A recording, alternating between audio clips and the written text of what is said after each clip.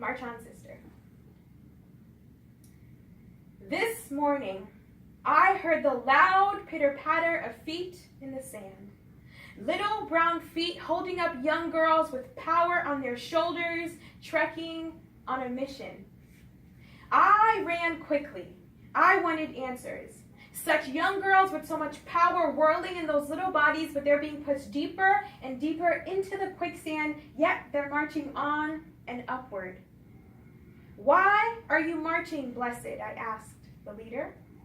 She looked at me, little brown eyes against a silky dark complexion. She looked at me and told me a story that went something like this.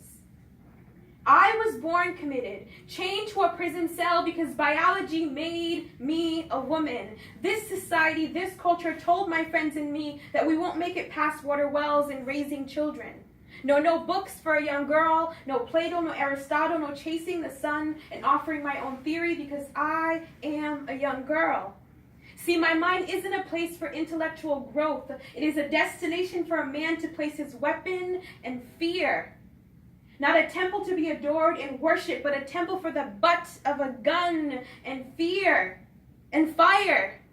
Fire, I watched him fire bullets into our minds, compact silver shots of manipulation, transplanting colonized ideals into our bodies, raping us silently, birthing more like them and more unlike us, more silent women, more placid women, more and more and more until time rids our world of young women like me.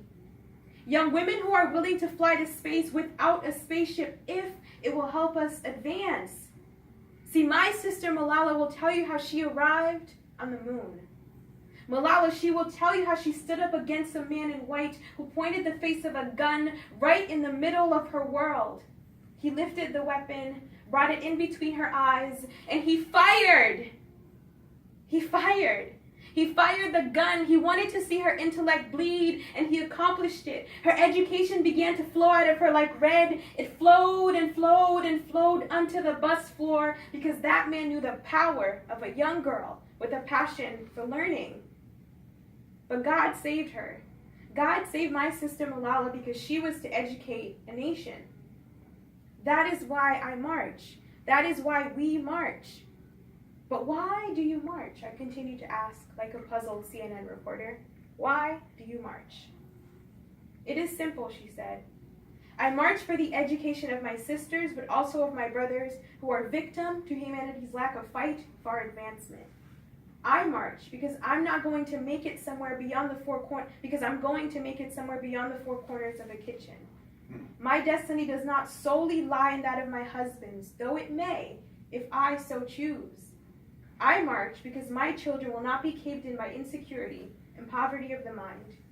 My brothers and sisters all over the world, victim to miseducation, will not perish while I shine.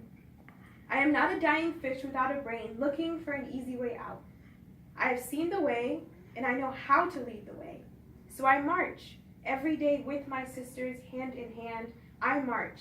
And we will continue to march until our footprints burn through concrete walls and bring the system on its back, because we are young girls to be women and mothers if we choose, and we deserve to be educated equally among our brothers.